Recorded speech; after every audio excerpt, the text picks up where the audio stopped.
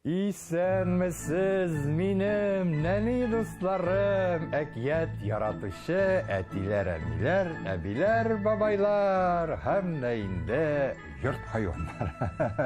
Монысын инде әлбәттә мин шаяртып кына әйттем, ә шулай да әкиятем бүген шаян түгел, бик тә мәгънәле әкият булачак. Бүген мин сезне Кырым татар әкиятен тыңларга чакырам.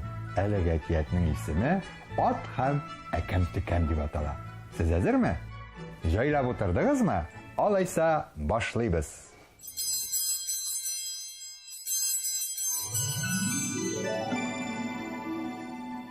Юл буенча бер шәп кенә ат чабып барганда, янында әкрен генә үрмәләп барган әкәм-төкәмне күргәндә, әлеге әкәм-төкәмгә карап сүз башлаган. Эй, әкәм-төкәм, син булай барсаң 100 елга 100 адымда китә алмассың бит. Дип көлгән.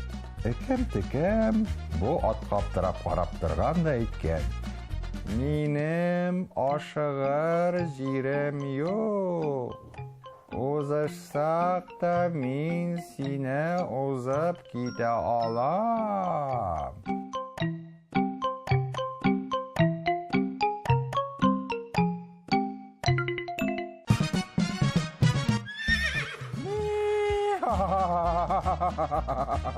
Дип әлеге әкәм-төкәмгә карап ат көлгән. Син мине узып китә алачаксың. Әйдә, узышабыз. Әйдә, иртәгә узышабыз синең белән, дигән әкәм-төкәм әлеге атка карап. Узышабыз булай булгач, узышабыз, дип кешни икән теге ат. Әлбәттә узышабыз. 100 адымга артта калсам, син мине таптап, изеп китсәң дә мин үпкәләмәячәкмен, дигән әкәм-төкәм. Бу әкәм-төкәм кич белән үзенең бөтен туганнарын, дусларын җыйган да 100 адым сайын тезелеп басырга кушкан.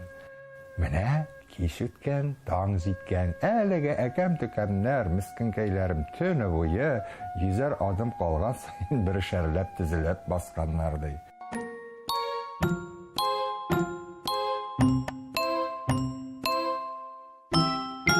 Бер, ике, өч, ярыш башланган. Ат җан фәрманга чабып киткән. 100 адым үткәннән соң, инде ул үзенең җиңәчәгенә шыйга калмыйча, артына борылган да, «Гая, әкәм-төкәм!» дип, әллә нинди күпле зәңгәрле тавышлар белән кычкырып җибәргән.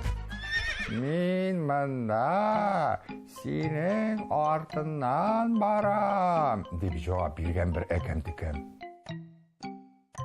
Ат инде гаҗәпләнгән дә, бөтен көчен җыеп, җан фарманга тагы да катырак чабарга тотынган. Чаба икән.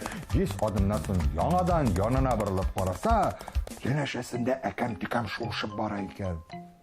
Менә барам әле, барам, дигән әкәм-төкәм. Ат инде бөтен көчен җыеп, гайрәтен туплап, тагы да каты чабарга тотынган.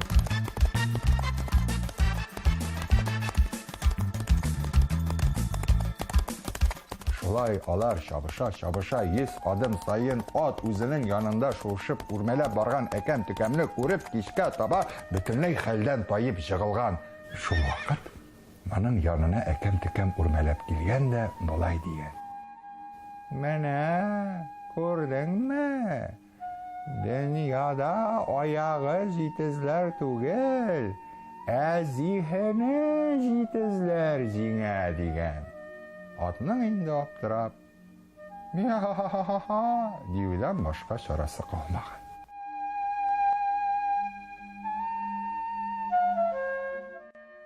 Шулай итеп мин сезнең белән саубуллашам, киләсе очрашуларга хәтле Хуҗа Насырдин белән бергә булыгыз.